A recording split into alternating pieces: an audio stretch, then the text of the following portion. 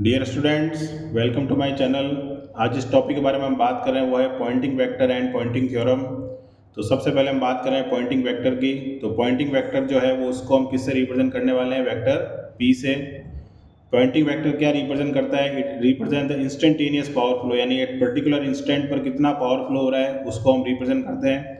For example किसी अगर AC signal है तो उसको हम रिप्रेजेंट करते हैं एक्स ऑफ टी फंक्शन जो है टाइम का, that is equal to A cos omega t. यानी अगर यहाँ टी की वैल्यू चेंज करेंगे तो हमारा जो वैल्यू है फंक्शन का वो भी क्या होता जाता है? चेंज। तो at particular instant t equal to 5, 10 अगर मुझे फंक्शन की वैल्यू निकालनी है, these values are called as instantaneous value. तीसरी चीज जो हमें ध्यान रखनी है पॉइंटिंग वेक्टर के बारे में, तो Poynting vector is a cross product of electric and magnetic field E cross H. और ई क्रॉस एच को अगर हम सॉल्व करते हैं मैग्नीट्यूड वाइज, तो वेक्टर ई का मॉड, वेक्टर एच का मॉड, और एंगल कौन सा आता है? Sine theta. तो अगर इस फंक्शन की वैल्यू पूछी जाती है वेक्टर पी की मैक्सिमम वैल्यू कहाँ प्रेजेंट होगी, तो साइन थीटा, यानी साइन 90 हम जानते हैं 1 होता है, तो थीटा इक्वल टू 90 डिग्री पर। नेक्स्ट पार्ट जो इस हमारे टॉपिक का है वो है पॉइंटिंग थ्योरम। पॉइंटिंग थ्योरम किस पे ऊपर बेस्ड है? It is based on the law of conservation of energy, क्योंकि यहाँ पर इलेक्ट्रिक और मैग्नेटिक एनर्जी की बात होने वाली है। पॉइंटिंग थ्योरम जो है वो स्टेटमेंट क्या देती है कि अगर हमारे पास फॉर एग्जांपल ये कोई हमारा एक पर्टिकुलर एक एनक्लोज सरफेस है, तो उसके अंदर जितना पावर इन हो रहा है और जितना पावर आउट हो रहा है वो किन पैरामीटर्स पर डिपेंड करेगा? वो डिपेंड करेगा एक तो इलेक्ट्रिक एनर्जी पर, जो कि हमारा एक पैरेलल प्लेट का कॉम्बिनेशन है। Parallel plate separated by some distance is going to form capacitor, and capacitor stores electric energy. Second जो चीज़ हमने ली है that is magnetic energy. Magnetic energy तो जो करंट हमारी फ्लो करती है दैट इज इन सर्कुलेशन। तो वहाँ पर जब सर्कुलेशन होता है जिसको हम कर्ल से भी रिप्रेजेंट करते हैं, तो उस केस में जो एनर्जी डेवलप होती है that is going to called as magnetic energy. तो electric energy and magnetic energy, these are the two energies. लेकिन जो चीज़ लॉसेस क्रिएट करती है, and everybody has some resistance, तो यहाँ पर हमने तीसरा पैरामीटर जो रिप्रेजेंट किया है दैट इज रेजिस्टेंस, जिसको हम यहाँ पर जो लॉस होगा उसको नाम देंगे ओमिक पावर लॉस। ओमिक यानी ohm, ohm is the unit of resistance. तो रेजिस्टेंस की वजह से जो लॉस होगा that is called as ohmic power loss.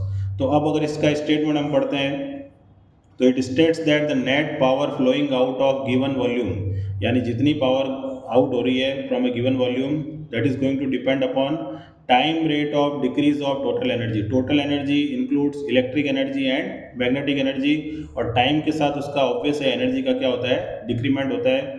जैसा मोबाइल बैटरी चार्ज करते हैं और अगर उसको हम यूज़ भी ना करें तो भी धीरे धीरे वो बैटरी क्या होती है? डिस्चार्ज होती है, और यूज़ करने पर उसका जो डिस्चार्ज रेट है वो थोड़ा ज़्यादा होता है। माइनस करेंगे हम उस एनर्जी में से ओमिक पावर लॉस को, तो उसके बाद में जो एनर्जी आएगी हमारी, जो पावर फ्लो होगी, that is going to called as Poynting theorem related power. अब ये जो हमने कहा है इसको हम डेरिवेशन के थ्रू अब प्रूव करेंगे। तो डेरिवेशन कैसे करना है वो हम इस टॉपिक में अब समझते हैं। तो सबसे पहले जब डेरिवेशन करेंगे हम इसमें, तो हमें जो इक्वेशन यूज़ करनी है यहाँ पर, वो इक्वेशन हमें यूज़ करनी है मैक्सवेल की जो दो इक्वेशंस होती हैं that is they are related to time rate.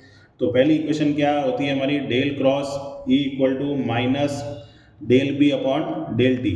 और ये जो इक्वेशन आती है ये हमारी आती है फैराडेज लॉ के रिलेशन से, ठीक है। और सेकंड जो इक्वेशन होती है हमारी वो होती है del cross H equal to J C plus J D. J C हमारा क्या होता है? Conduction current density, C stands for conduction current, and J D, D stands for displacement current. तो इससे रिलेटेड टॉपिक भी हमारे एग्जाम में पूछा जाता है। डिस्प्लेसमेंट करंट डेंसिटी जो मैक्सवेल इक्वेशन है उसका डेरिवेशन कीजिए। तो ये दो इक्वेशन, क्योंकि ये दोनों टाइम डिपेंडेंट है, इससे हमें स्टार्ट करना है इस डेरिवेशन को। तो अब हम इस इक्वेशन को फिर से मॉडिफाई करते हैं। तो डेल क्रॉस ई हमने क्या लिखा? Minus del B upon del t. B का जो वैल्यू होता है वो हम जानते हैं in terms of magnetic intensity क्या होता है? Mu H. म्यू हमारा क्या होता है? परमिएबिलिटी, जो कि कांस्टेंट होता है वो बाहर आ जाएगा, तो हमारा रिलेशन हो जाएगा minus mu del H upon del t. इसको हम नाम दे देते हैं इक्वेशन नंबर 1, जो आगे जाके हम यूज़ करने वाले हैं। डेल क्रॉस एच हमने क्या लिखा अभी? जे सी प्लस जे डी। अब जे सी जो होता है उसकी वैल्यू होती है सिग्मा वेक्टर ई, और जे डी जो होता है जो हम डिराइव करते हैं उसकी वैल्यू होती है del t upon del t. Similarly D का जो रिलेशन होता है ई के साथ, वो होता है एप्सिलॉन ई। एप्सिलॉन क्या होता है? परमिटिविटी। तो यहाँ पर जो फाइनल आंसर आएगा that is of del cross H, वो क्या हो जाएगा? Epsilon as a constant bar del E by del t. इसको हम नाम देते हैं इक्वेशन नंबर 2।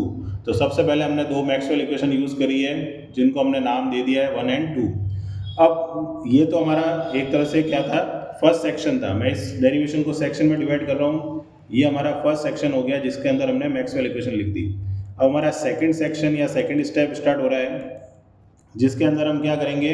जो हमारी इक्वेशन नंबर जो हमने यूज़ की है डेल क्रॉस एच वाली इक्वेशन नंबर 2, उसको हम डाइवर्जेंस लेंगे ई के साथ। तो take divergence of vector E with equation number second. Divergence हम जानते हैं डॉट प्रोडक्ट होता है, तो हमने ऐसे लिखना है E dot del cross H E dot sigma E plus E dot epsilon del E upon del t. इस तरह से लिख दिया हमने। ई डॉट ई जब करते हैं तो हो जाता है ई स्क्वायर, और यहाँ पर जो होगा वो एज इट इज़ रखेंगे हम del E upon del T, और यहाँ पर जो रहेगा वो भी एज इट इज़ रहेगा E dot del cross H. तो ये जो रिजल्ट आया इसको हम नाम दे रहे हैं इक्वेशन नंबर 3। अब यहाँ तक हमने कर दिया इसको। अब हमारा नेक्स्ट जो पार्ट आएगा उसको हम नाम दे रहे हैं थर्ड सेक्शन या third step of this derivation. इसके अंदर हमें क्या करना है? हमें एक आइडेंटिटी यूज़ करनी है। वो आइडेंटिटी जो होगी वो वेक्टर आइडेंटिटी होती है। तो यूजिंग आइडेंटिटी, अब आइडेंटिटी क्या है यहाँ पर कि del dot A cross B अगर होता है, ठीक है, तो उसको हम लिखते हैं B dot del cross A minus A dot del cross B. अब यहाँ जो ए और बी है वो तो जनरल वेक्टर्स हैं। हमारे केस में वेक्टर ए को हम लेट करेंगे ई एंड वेक्टर बी को हम लेट करेंगे एच। क्यों करेंगे? क्योंकि हम जानते हैं कि ई क्रॉस एच वो हमारा क्या था? वेक्टर पी था। तो अगर मैं इसको यहाँ रिप्रेजेंट करता हूँ तो del dot E cross H is equal to क्या हो जाएगा? H dot del cross E minus E dot del cross H. तो ये हमने वेक्टर ए और वेक्टर बी की क्या कर दी है? वैल्यू पुट कर दी है। अब वैल्यू पुट करने के बाद में ये जो हमारा पार्ट आया है del dot E cross H, इसमें हम क्या करेंगे? E dot del cross H जो है उसको हम लेफ्ट हैंड साइड में लेके आ रहे हैं E dot del cross H, और ये जो हमारा पार्ट है उसको हम राइट हैंड साइड में सेंड कर रहे हैं। तो ये हो जाएगा कुछ इस तरह से minus del dot E cross H. ठीक है, अब ये हमने ऐसा क्यों किया है? क्योंकि ये जो इक्वेशन नंबर 4 हम लेट कर रहे हैं, तो इक्वेशन नंबर 3 जो है जो हमारी आई थी उसके लेफ्ट हैंड साइड में क्या लिखा हुआ है? E dot del cross H. तो इक्वेशन नंबर 4 जो हमने लिखा है उसका भी लेफ्ट हैंड साइड में हमने क्या लेके आ गए? E dot del cross H. इसका मतलब दोनों के लेफ्ट हैंड साइड इक्वल है, तो दोनों के राइट हैंड साइड भी क्या होंगे? इक्वल होंगे। तो ये हमारा अब नेक्स्ट स्टेप आएगा कि अब हमें दोनों इक्वेशन जो है उनको इक्वल करना है। तो इक्वेटिंग इक्वेशन नंबर 3 एंड 4, यानी दोनों के लेफ्ट हैंड साइड अगर सेम थे तो राइट हैंड साइड भी सेम होंगे। तो उसको सेम रखते हुए हम अब लिख रहे हैं यहाँ पर sigma E square plus epsilon E dot del E upon del T is equal to H dot del cross E minus del dot E cross H. ये हमारा दोनों इक्वेशन लिख दी हमने। अब हम लिखेंगे कि पी जो वेक्टर था वो क्या था? ई क्रॉस एच था। तो sigma E square plus epsilon vector E del E by del T is equal to vector H dot del cross E minus del dot P. अब क्योंकि हमारा पूरा फोकस जो है वो किसके ऊपर है? पॉइंटिंग वेक्टर के ऊपर है, तो डेल डॉट पी को हम इधर लेके आ जाएंगे। तो H dot del cross E minus sigma E square minus epsilon del E upon del T. तो ये जो इक्वेशन आई है इसको हम नाम देंगे अब इक्वेशन नंबर हमारी 5। ठीक है, यहाँ तक आ गए हम। अब हमारा नेक्स्ट सेक्शन जो होगा, जो हमारा एक तरह से लास्ट सेक्शन हो सकता है, तो सेक्शन नंबर 4 या स्टेप नंबर 4 जो हम इस डेरिवेशन को हमने डिवाइड किया है, तो इसके अंदर हम क्या करने वाले हैं? जो हमारे इक्वेशन नंबर जो हमारी फर्स्ट थी, क्या थी first? Del cross E equal to minus mu del H upon del T. तो इक्वेशन नंबर 5 में भी हम देख सकते हैं कि यहाँ पर क्या लिखा हुआ है, डेल क्रॉस ई लिखा हुआ है। तो अब हम क्या कर रहे हैं, put del cross E from equation number 1। तो डेल डॉट पी की वैल्यू क्या हो गई, अब एच डॉट, यहाँ पर जो मैंने लिखा minus mu del H upon del T minus epsilon E dot del E upon del T minus sigma E square. अब म्यू क्या है, कांस्टेंट है, तो इसको हम क्या ले सकते हैं, डॉट प्रोडक्ट से बाहर ले सकते हैं। तो इसको हम ऐसे लिख सकते हैं minus mu H dot del H upon del T minus epsilon E del E upon del T minus sigma E square. तो ये हमारे पास क्या हो गया, डेल डॉट पी हो गया। ठीक है, इसको नाम दे देते हैं इक्वेशन नंबर 6। अब हमारे डेरिवेशन का जो लास्ट सेक्शन है उसके अंदर हम क्या करने वाले हैं, ये हमारा 5th सेक्शन या 5th स्टेप जो इस डेरिवेशन का होगा, उसके अंदर हम क्या करेंगे यहाँ पर कि ये जो दो टर्म हमें नजर आ रही है यहाँ पर, H dot del H upon del T और E dot del E upon del T है, दोनों सिमिलर, पर डिफरेंस क्या है कि यहाँ पर एच है और यहाँ ई है। तो हम अगर एक के लिए कुछ रिलेशन डिराइव कर देते हैं तो दूसरे के लिए भी सिमिलर करके कर सकते हैं।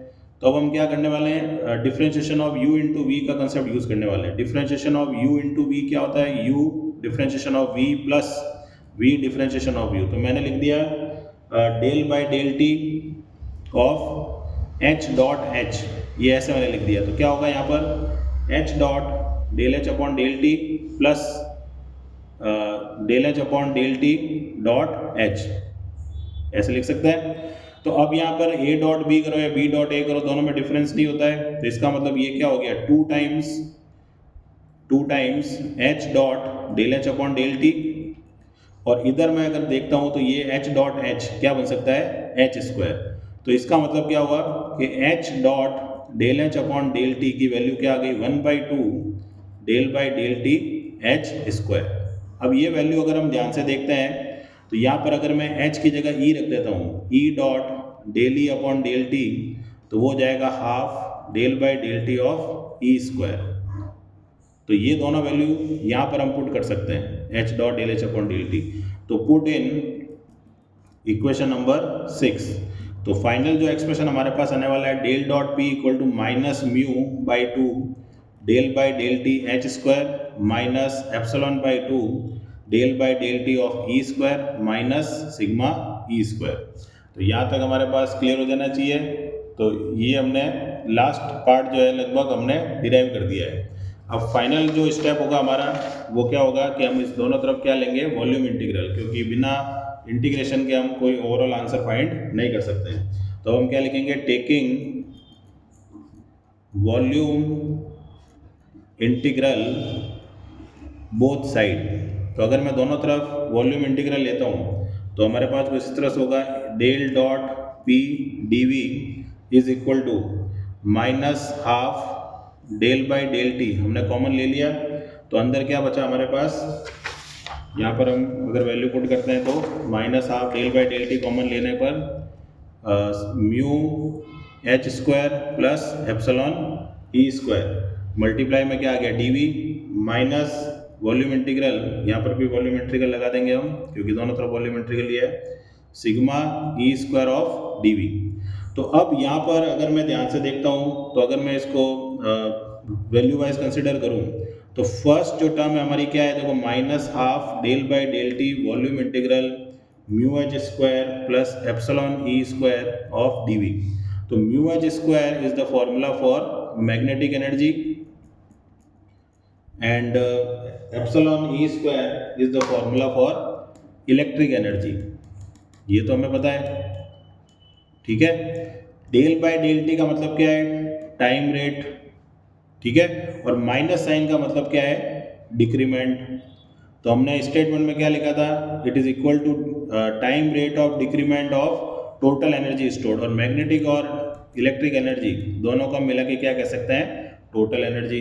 तो ये हमारा पहला पार्ट है। दूसरा पार्ट हमारा क्या है इस डेरिवेशन का, sigma E square d V. तो sigma E square d V जो हमारा दूसरा पार्ट है यहाँ पर, that is going to represent ohmic power loss.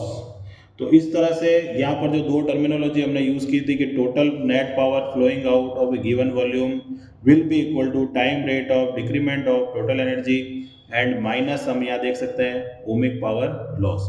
तो ये जो डेरिवेशन है this is going to be a derivation of Poynting vector and power calculation.